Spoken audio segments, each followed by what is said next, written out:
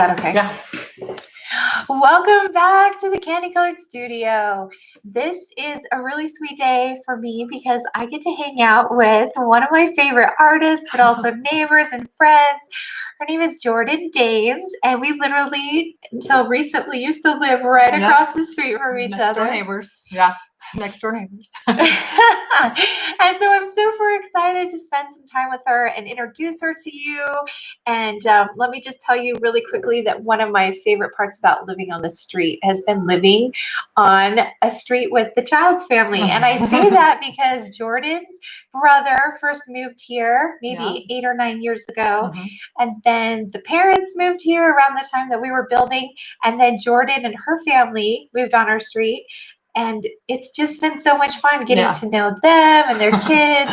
So you guys are going to love getting to know Jordan. She's absolutely the best. So welcome, Jordan. Thank you. Well, glad to be here. And this is the first time we've done a live interview on YouTube, if that makes sense. So just bear with us. We're just going for it here. Right. Jordan's like super brave. So let's just jump in, Jordan. Why don't you tell us a little bit about your background, your family, anything you want to share? Okay. So I'm from Utah. I'm from Cache Valley. I grew up in Logan most of my life.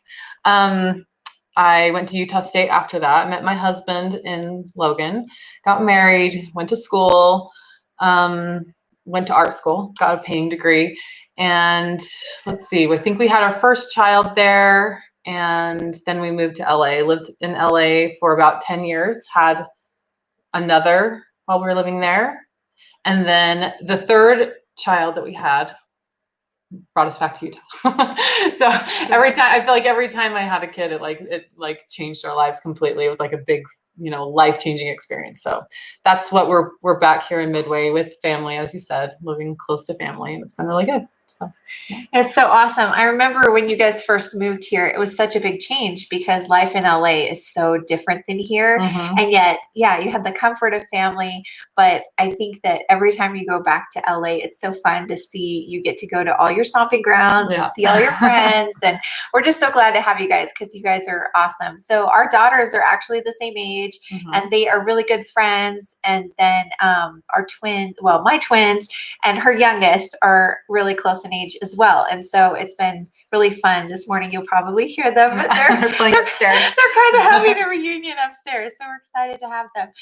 Okay, so describe to us, obviously you got your painting degree from Utah State, and then tell us a little bit about your art journey and then your style, training, anything you want to share. Okay.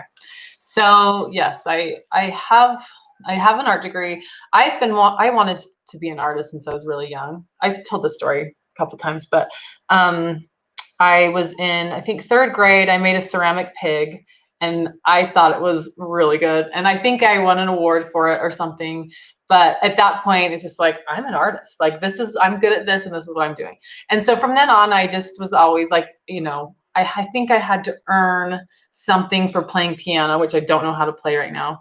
But by practicing the piano, I earned an art set, like in an oil painting set. And I was in 5th grade. And so I started oil painting when I was pretty young. And then I always would just take little art classes. And then I did it through high school. I had a really good instructor, Zan Birmingham. She was a great art teacher and really was an inspirational to a lot of people. And so she kind of set me on a path. I ended up getting a scholarship to Utah State, and it's now Kane School of the Arts. So it's kind of like a state school, but it also is an art school, which is kind of cool. Oh, that is cool. So anyway, so I think I ended up graduating from Kane School of the Arts, which is at Utah State. And that was great. I had a lot of great instructors there. And just, the whole educational experience. I think that having and I think I'll talk about this later on, but just having a well-rounded art education with art history. And I did printmaking, which I was awful at. I did ceramic. I did a lot of different things where I realized I'm a painter. But it was good to do all those things to understand that there's a lot that goes into it, and and kind of see, well, maybe I wasn't, like, maybe printmaking was my thing, or I don't know. I liked mostly drawing. I like mostly two-dimensional stuff, which is interesting. My first thing that I did was like sculpture, which I'm not a sculptor, but anyway, just anything visual. It was good. Oh, I love that. So We moved to LA. My husband went to architecture school there, and and I kept painting, but I had young kids. So, and that's one thing with this is like, I just think that patience, like being like patient over time, just keep up what you love and keep doing it. I always kept painting. I kept kind of like my foot in the door with different like small galleries in LA, and or looking for shows, just like group shows or anything. But it wasn't my main focus, but I always was doing it. And my husband, Matt, was really, supportive in that. He's like, this is something that you have to keep doing, whether it's just something like your hobby or whatever, but you got to keep doing it. So I did. And I would, I always tried to have like a show or just something while I was there. But my main focus, I did mostly fitness while I was there.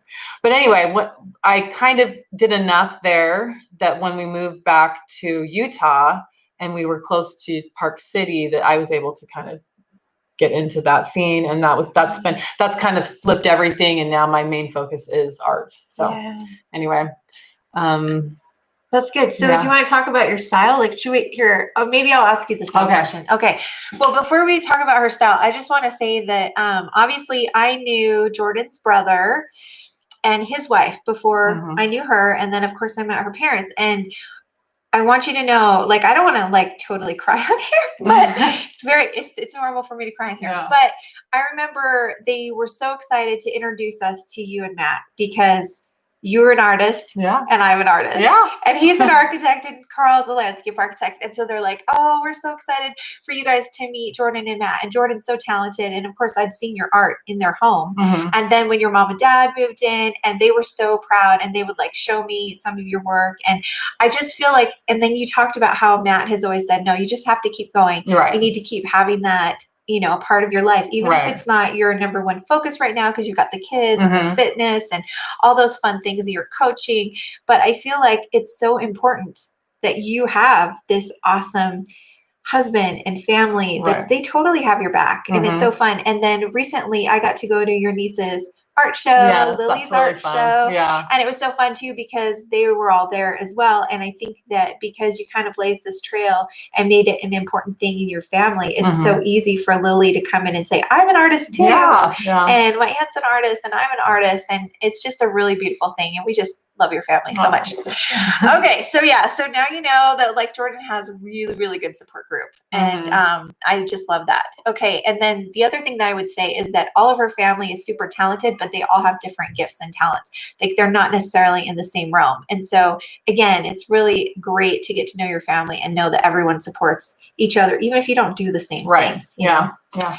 Anyways. Okay. So I want to just talk for a minute because I personally, I saw your work at Laura and Blake's house originally, and I just fell in love with it. But I've loved watching your style evolve and emerge just since I've known you, like these last 7 years or so. And some of the subjects, like the hot dogs, the lips, the tree rings, like they still like you go back and revisit them and bring them out and update them or kind of like evolve them a little bit, but they're kind of consistent.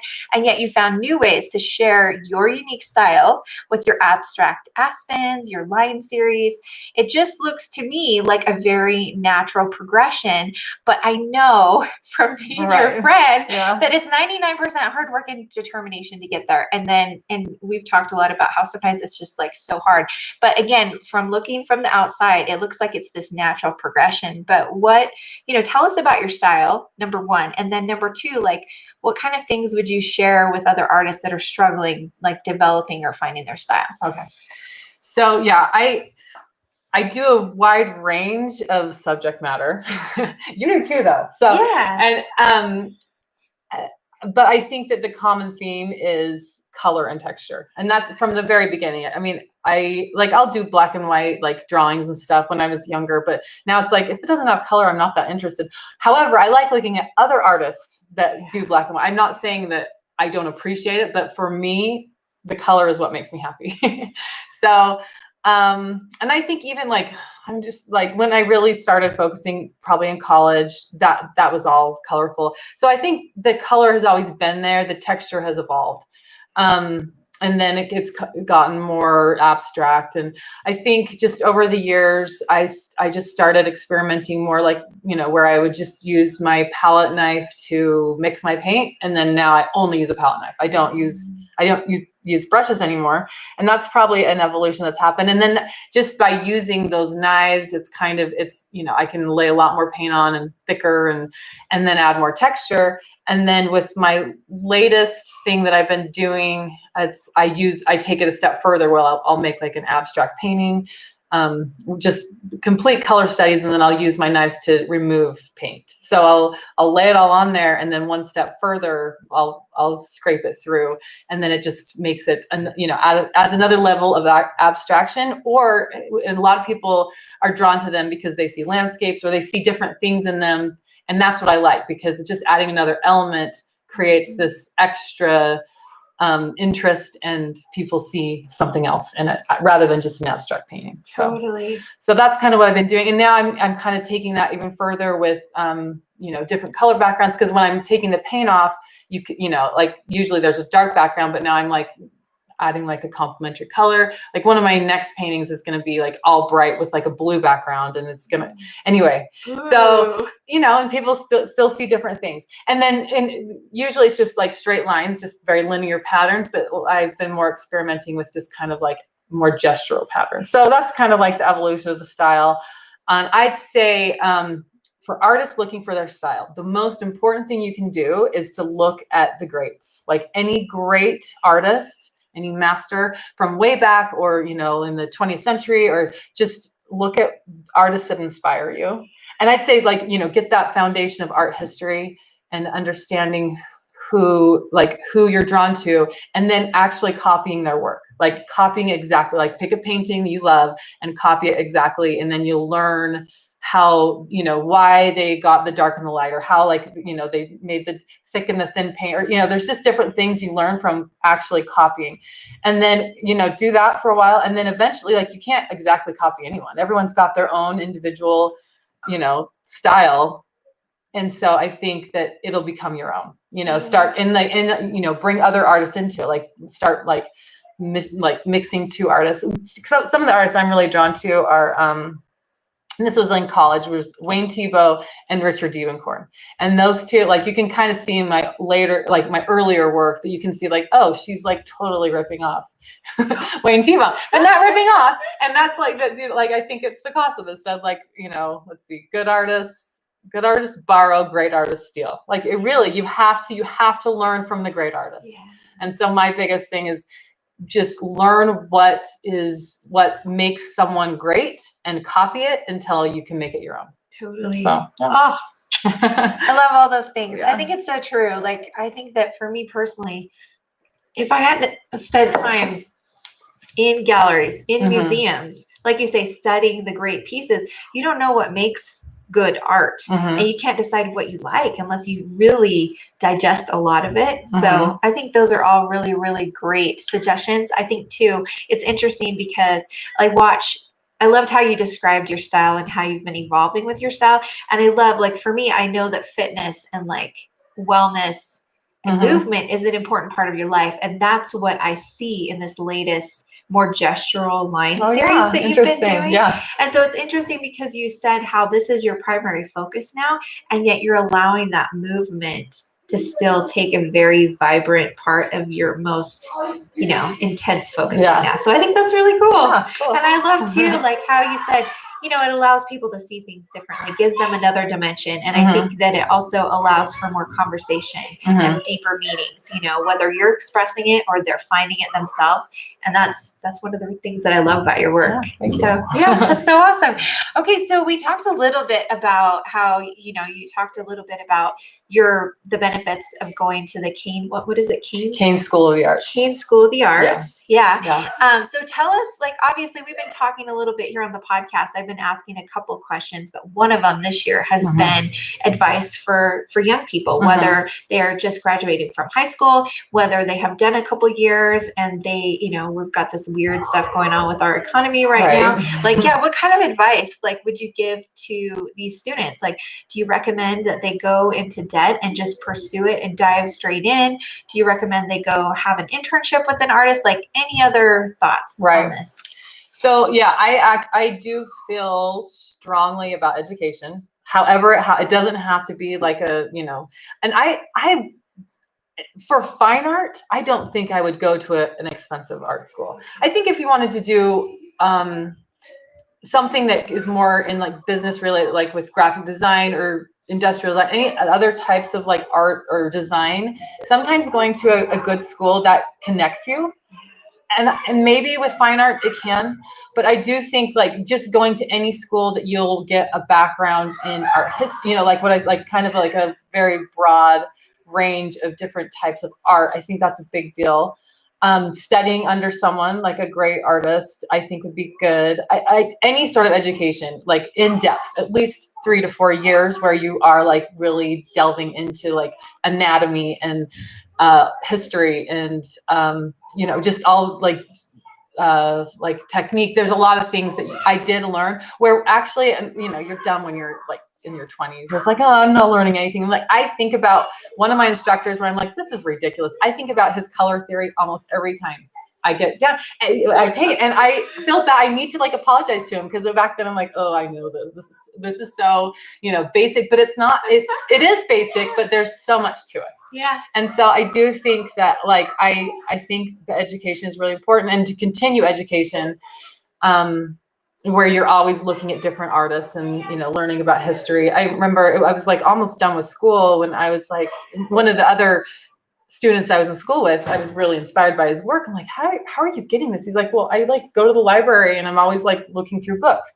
And it took me like towards the end of my art school where I'm like, oh, I should be looking at other artists. Like that was like a light bulb, which, you know, I feel like the earlier you can just start looking at other artists and kind of seeing what they're doing, the better off you'll be, you know, the more inspired and the better you will be as an artist, because you're seeing what they did and you know, learning their progression. So I love that you're doing this because it's kind of helping other artists know where to go from there.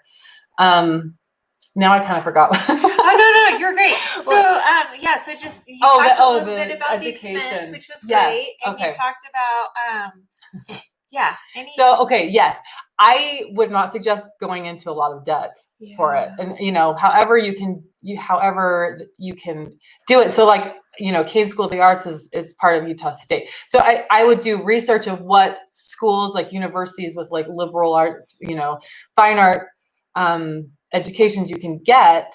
But I don't know. I had some friends who go to like, you know, very specific art schools for fine art, and I don't know if that was worth it. Sure. But I think if you're doing other, you know, something that's more business related, I think it could pay off. Sure. My other thing that I think is huge is to find a person that is brutally honest with you.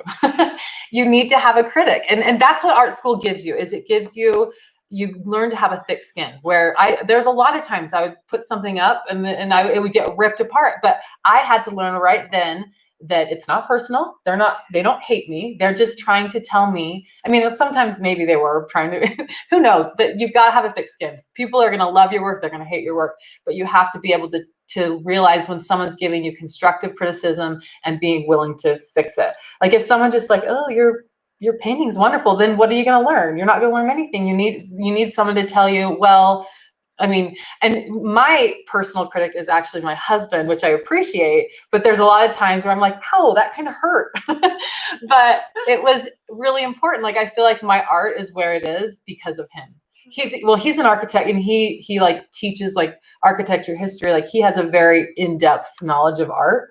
And so he's definitely like, he will tell me if something I'm doing, you know, is if it's working or if it's not, or, you know, if it needs to progress. So I do think it's really good to have a person in your life that will tell you the honest truth. Totally. So that's one of my biggest things is art education, history, technique, and a critic. Oh, I love it. Yeah. Oh, those are so good. And then too, I think about critics, like I do think it's nice to have art friends to kind of look at stuff together because you see things in a similar way. Right. But you're right. You need somebody that's in a different field. And even though Matt is obviously he knows a lot about art and architecture and design. So he's kind of that perfect critic for you because he really has a vested interest in you, like really developing as an artist because he loves you and believes in you, but he also has all this knowledge and he's willing to be honest. And that's hard. It's hard to find that perfect person. So if you don't have that perfect person, I think that I've shared somewhere that it is nice to have art friends and then just friends who are willing to be honest with you, no matter what their background is. And sometimes it's better if they're not an artist. And so I don't know. And I would say that your family are kind of those critics for you. And they're obviously very supportive, but they will be honest with you, even if they didn't have an art or an architecture degree. And so I think that's great. That's good stuff. Good. And I love too how you talked about, yes, get a degree, spend time learning about all these things, but maybe don't go to a super expensive out-of-state school because it's really hard when you first finish school and you're supposed to now develop some sort of portfolio or style now that you get to do your own thing. You're not doing projects for teachers. And you have to, sometimes it takes 2 to 5 years to figure out what you're doing. Or 20. Exactly. And then you've got like $120,000 of debt. So I like that. And I think too, if you are at a school and you feel like you really going to the library is not going to cost anything to go to the library and look at all those art books. I love that suggestion. There's just so many good things that you shared in there. So I think that's going to be a treasure trove for people. Well, awesome. Okay. So the other big question that I like to ask on the podcast is, what are some of the things that you give up to be an artist, a mother, a wife, a wellness coach, instructor? Obviously, we have to make choices. So here. It's true. Something always has to give. So whenever you do something and you focus on it, there's something else that you're not doing. So, obviously family first always. But I have to say there's some times where like if I have a big show or there's something like that gives for me, like maybe like a month or two, whatever, but I do think that you have to like prioritize what's the most important. So like for me, it's my husband and my kids. But also it's important for them that I'm doing what I love too. I think it's really important as a parent, and as a woman, as a mother, to show kids that you have passions, that you have something that you love and you're invested in. And that is a good example to them so that, they know that they're important to you, but they also know that you have things that you're important to. Like I'm doing something that I love. I'm like, following my passion. So yes, I have to, so family. And then my art, when I was in LA, my main focus was, I was a fitness trainer. I was a personal trainer. That was like what I did. When my kids went to school, I had the 2 older ones when my kids went, and when they went to school, I went back to work and I'm like, should I do art? Should I do like my fitness? And that's kind of where I went when I was there, and it worked really well. And so when and then I got pregnant with my little caboose. He's 8 years younger than than my daughter. And he's the kind of, it's like, okay, we got this third and we're small, living in LA. Anyway, so we moved back to Utah. And just interesting enough, I tried to keep pursuing my fitness, but it was my art that took over. And I think all those years of just keeping up with it and just always like having it, I had enough work out there that someone in Dallas found, a gallery in Dallas found me and brought me in. And that kind of opened more doors for my galleries in Park City and in Jackson. So when we moved here, it was just kind of, the natural progression was to kind of leave my fitness behind. I work out. I still like to do that, but that is not my focus anymore. But it's kind of nice. I like having like kind of 2 lives. I'm like, oh, I did that. I'm doing this. So, so that's kind of been my main focus. And I'd have to say for a while there, a lot of things had to give. I'm not the best cook. I'm not the best, she is a good cook. Well, I like good food, but I'm not that, I don't know. There's certain things like in another life, I'll be like a great cook or I'll be whatever. But I think that to do something well, which my main, is to be a mother and an artist. I think those are kind of my 2 focuses right now. And it's, and I tell Katrina, I'm like, how do you do all this? A podcast, you're an artist, you are homeschooling, I don't know, you're a good cook. I just think that it's really impressive to see people do it all and do a lot of things. But I do think that I'm sure that you have things, like there's certain ways that you do it. So it is interesting, but I do think that you do follow your passions and you do understand that maybe I'll be a better cook later, or I'll have a cleaner house later. Totally. So I have to tell you on the cooking thing, I think I was over at your house one night and you were throwing together like a last minute dinner, and it looked amazing. It probably took 10 minutes, but she just used really great ingredients, which I'm a big fan of. Yeah. You don't have to spend 2 hours to have a beautiful, healthy meal. And that's Thank totally Jordan. And Yeah. you're right. Maybe when you and I are like 60, we'll have more Right. time to cook. Yes. But yeah, I mean, over time, it's been the same way for me. And I think that it's real easy. For example, I think that you and I are both multi-passionate. Right. And that's one of the things that I love about you. But I think it's real easy for us to look at each other and say, oh, she's doing so many things. I kind of gave up on, I shouldn't say fitness, but like, obviously. If I get a walk or a bike ride, I think that's so great, And so I think that, and there were times in my life where that was really important. I danced every day, or I swam and danced every day, and that was really important to me. And I think that we do kind of have to give up things, but I love how you just talked about how certain things take the priority. Yeah, I love it. Okay, so I am curious because I guess we haven't really talked about it lately, but are you still teaching classes? Or are you no longer teaching classes? Yes, kind of. Not really. I mean, I will. I taught one this morning. Okay. I mean, with the whole COVID shutdowns, I feel like all schedule has gone out the window. So and it was kind of nice. I'm like, oh, I don't have to be anywhere at any time. So I would usually teach like maybe 2 or 3 classes a week. And that was kind of my way of like, okay, I have to be here, and I don't even care if I get paid. It's just a way of me working out, and like I have a set thing. Yeah. So I was up until everything shut down, and now it's just like I don't even want to commit to that. So, and again, it's like something's got to give. And right now, like if I just get outside or whatever, so I like teach one every other week, or it's but it is something that will always be important to me. Like, and that's the one thing that I don't think, like there are things that I have let go. Like I'm like, okay, I used to do that, but I think that I will always try to keep that thing, because it's like my brain, totally. My mental sanity. So just curious, what are some of the things that you totally let go of?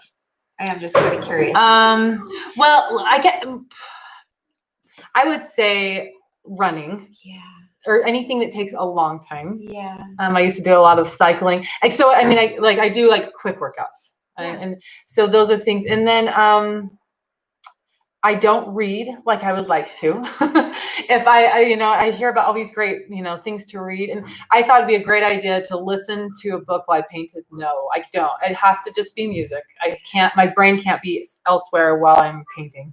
I don't read like I'd like to. If I do, I'll listen to something in the car. Yeah.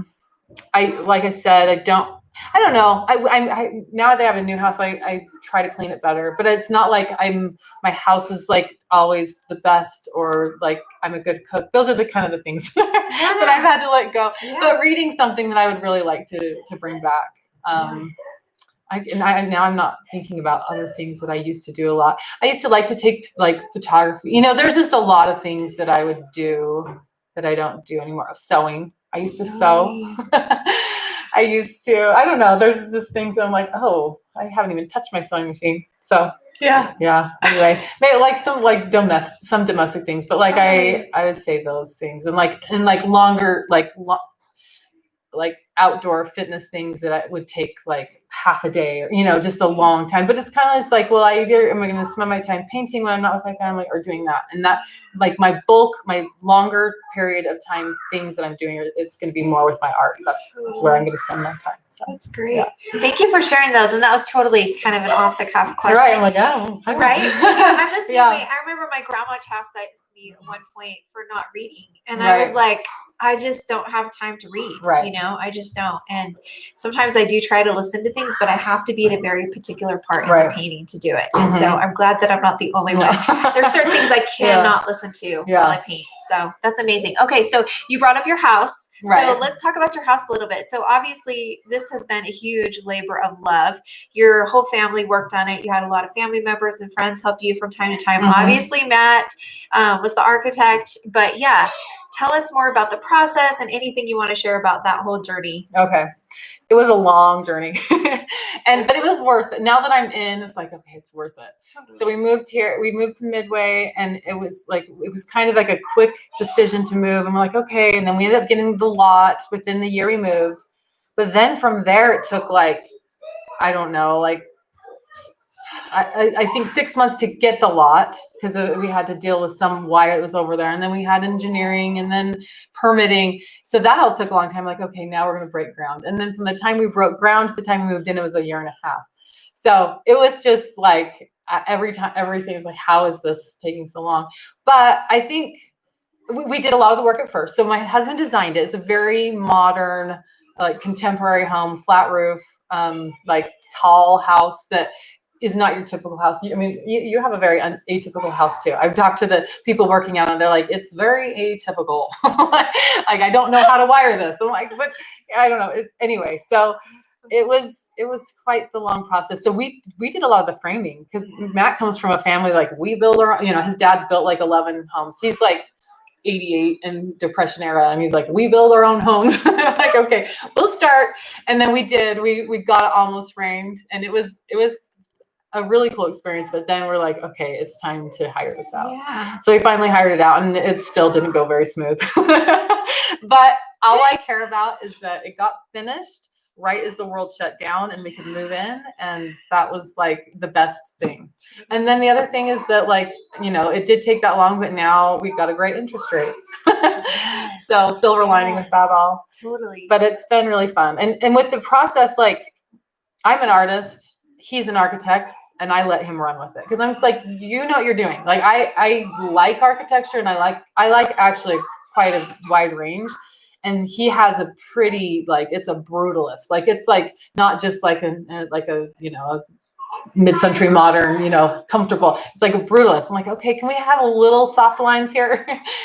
So anyway, there was a couple things, like, he wanted to put down a black gym floor. He's like, it's so utilitarian. I'm like, I know, but it's ugly and it smells like rubber. So he had some things that I was like, no way. But mostly, like, we could agree on most things, it's really fun to live. Like, it's really fun to live in his artwork now. Yeah. And I actually haven't really hung anything in it yet. I'm afraid to. That's okay. I will eventually, but it's just like, I have to get everything perfect, and then I'll start hanging my own artwork. So anyway, yeah.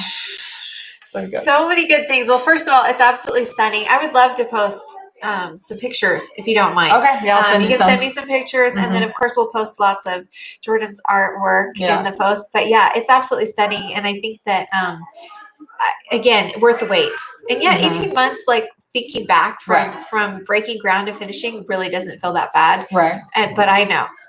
Yeah. It's hard. It's totally hard. Yeah. And yeah, I love that you guys had a chance to learn how to do a lot of it yourselves. Obviously, I'm sure Matt's helped his dad with stuff before, but being able to jump in there and get it done, and it's awesome. It's beautiful. I think you guys will be really, really happy there. Okay, so this is a fun question. So studios, obviously you've had, I feel like I've had crazy studios and had in different places, but I love hearing about the different places that you've had your studios. You want to talk about that for a minute? Yeah. So when we lived in California, apartment living, and like, he was in school and doing, it was actually one of the best times of my life. Just living in this, it was a pretty cool apartment. It had it had the light, it had the wood floor, like, it had everything. But I just had a corner. It was just like this corner that was also, there was like the computer desk area and the dining room. So it was just like it was our multi-purpose room, but it worked. And I think because it had the space and the light, and the light is is the most important. I'm looking at you've got that. And okay, so that's what I had for a while. And actually before that, like, when I was in, college, I actually had like a room for my art, and that was good. But then moving on, I had a corner. And then when we moved here, we lived with my parents for a little while. And that's when I met Katrina. And this is the funniest, because no one knows, like, really what my studio looked like. But there's a space in the dining room and I knew you wanted to be like, you've got to talk about the studio, because who's ever had a baby grand as their, like, work platform? But I did. So I just, like, that was like, I laid a blanket on it, and that's where I used. And so I used the dining room with And there was the baby grand piano that had a blanket on it that had all my art. And I'm not like, I'm looking at your studio, you're very put together. It's all pretty. And I'm cleaned it up a messy artist. Oh, no. Yeah. I did clean it up. I tidied it up last night just for you. Oh, good. Well, I'm impressed. So anyway, so that was great. And I was able to, paint big work and, put out a lot of stuff. So really, as long it's the light, that's all I care about is having the light. The space is nice. And I do have a studio in my house and it's already too small.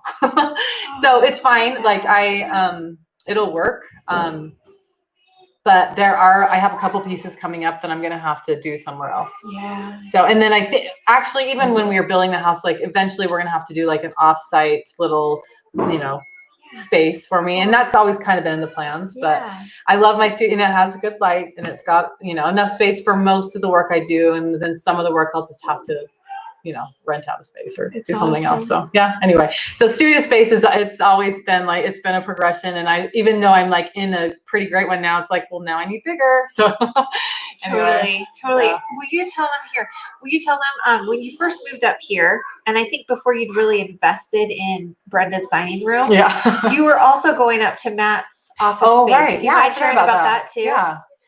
Yeah, I forgot about that.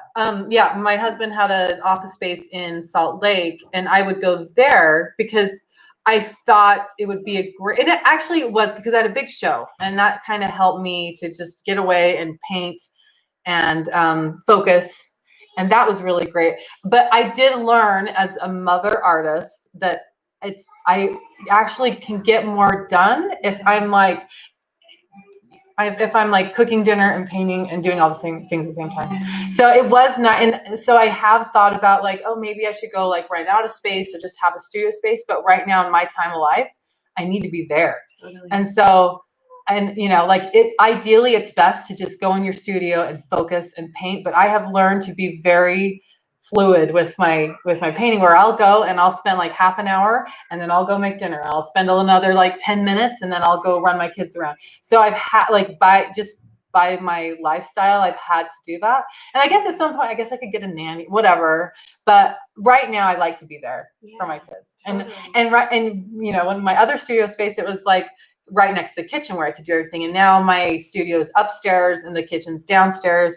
And I feel like a little disjointed, but it'll take me a while to kind of, I think I'll work into it where it's just like, I kind of adapted to this and now I'm adapting to this new way. But I do think that you have to learn how to work within what you do, and some people, like I've had to be adaptable, I guess. Totally. Like that all. So yeah.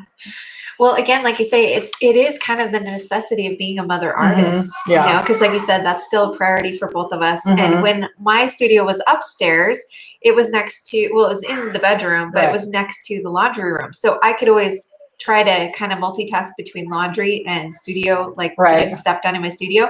But now that I'm down here, it's a lot easier for me. Like you were saying, I can cook and get studio stuff done, but I forget about the laundry and I have to set an alarm. It was already getting bad when I was up there. If I got really into something, I'd forget. But I feel like I was better at doing the laundry when I was upstairs. That's so funny. So I'm excited to hear what you end up doing. And that's really exciting too, that you have this plan to have this separate space. So yeah, we'll see. Oh, so fun. Yeah. Okay, so and thank you for indulging me and talking about your studio, because I remember you coming home from a day at Matt's office being like, it was hard, and and I just don't think people realize that it's not all sunshine and roses. Like sometimes when you have, like you said, you had that big show. Was it the one in Dallas that you were working on? Yeah. And you learned so many things about that Dallas show. Like you guys, Jordan and Matt figured out how to get all those pieces. They like had to rent a trailer to get them all out there. There were just all these things that I watched you guys learn during that process. But it was also, for me, it was really valuable to see you kind of learn to find your perfect studio space at the time. Yeah. And like you say, when your kids are older, it'll be totally different. Right. So anyways, okay, so tell us about some projects and series that you have on the horizon or you hope to start in the near future. It could be shows, like whatever. Right. So right now it is interesting. Everything's just so up in the air. Who knows if you have a show like in person? But I actually didn't get to go to Lily's show, but I'm glad they had it. Anyway, but have you done any in-person shows lately? No. Okay. What have I done? I went to a good friend's show up in Bountiful last weekend. I think it was last weekend. And it was just 4 of us that went because she had a key. It was her residency show. So we literally went in at night and the 4 of us went and got to see the show, which was awesome. Yeah. But other than Lily's, that's the only in-person show I've been to. Right. And I ended up doing my solo show online because obviously it was canceled. Yeah. So I just brought everything home and had my own little thing, and that was good. But yeah, you're right. It's been crazy. So I can't say I have anything. Usually I have a show in Park City every winter. I had one right after Thanksgiving. Anyway, around around the holidays. Yeah, because we were gone. It was either a couple days after Thanksgiving. Because we were in California. I don't know if I can hear you. Oh, sorry. We were literally in California for Thanksgiving, and it was the same time. So that's why I missed it. So around the holidays, somewhere like Thanksgiving, Christmas, I usually have one because that's when Park City has that's when their busiest season is. Last year I did something down in Dallas, but I don't really have anything any shows. But I'm always getting work done. Right now, my biggest challenge, I've got this commission that's 117 by 97. And I don't even know how, it's huge. So what is that? It's it's 6. Is it almost 6 feet? No, it's bigger than 6 feet. 97. This is 2 artists trying to do math. Okay, 119. So 12. Is it 11? No. I haven't even done the math on this. 10 feet. Wait, 120. Yeah, it's almost 10 feet. It's almost 10 feet. Almost 10 feet. 10 and then what feet was it? by 95. So 95 by 6. 9. Oh. Well, I don't know. Anyway, 9 feet. 8 feet by 10 feet. 8 feet by 10 feet, roughly. Calling it an 8 by 10. Don't do the math on this. yeah, don't do the math. It's an 8 by 10, but not in inches. In feet. Anyway, it's really big. And so I need to figure out how I'm going to get these all stretched and if I'm going to do 2 panels and then put them together and then just paint over it. So that's my next biggest thing. And then I'm going to have to do it not in my studio. It won't fit in my studio. So anyway, I got a couple big pieces that I'm working on that will be, and these are fun. Well, this one's going to be fun because it's more my colorful pieces. A lot of commissions are usually the same, just colors that will work well with the house, but this is bright color. And so I'm really excited about this one. So are they more of your abstracts with the taking off the paint so it looks kind of like an aspen grove? Yeah. Linear abstracts. Linear abstracts. And that's good. I've actually it got put on hold, but I did have some really big commissions to do for they were more like textile pieces. Ooh. And they were going to be 8 by 8s. And I'm waiting to hear when they're ready to go back on those. So I've got my next big thing is just oversized, huge work. So that's why I do need to figure out if I want to rent a space or what I need to do as far as studio. Yeah. Because they won't fit. And then I don't know. That's just kind of. And then I just want to keep on, kind of, what's the word? Developing my style or just developing something new because you just don't want to get into a rut and I want it all to be cohesive, and I think the color and the texture makes it cohesive, but just continuing to just do something more and different and then just progress. So that's nothing super concrete, but I do have things going. Oh, I'm so excited. And yes, I agree. I love the fact that you do so many different subjects because I feel the same way and I like variety. Yeah. And so, but I think that your style is so, it's very unique, but it's also very distinct. And so it doesn't matter what you paint when you choose to do it in your style. It becomes this cohesive piece or works of pieces. Yeah. Anyways, we were laughing before we started recording that Jordan said she's not a words person. And I'm like, I am not a words person. Almost every episode, I'm like, what's that word? I'm not a words person. Yeah, totally. Okay. Okay. So we talked a little bit about things coming up. And then do you want to tell us a little bit about your galleries so people can come find you? And I will list all of them in the show notes. Cool. So galleries, I have Panda Fine Art in Park City, and then I always call it Baudry. Baudry?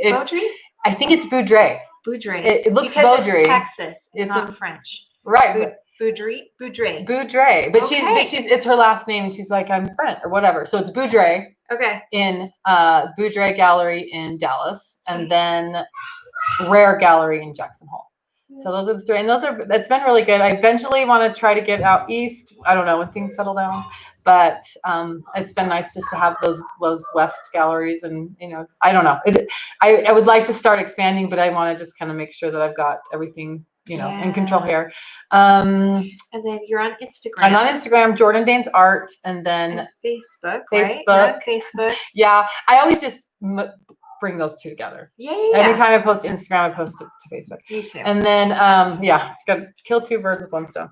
And then website jordandaines.com. So that's awesome. how you find me.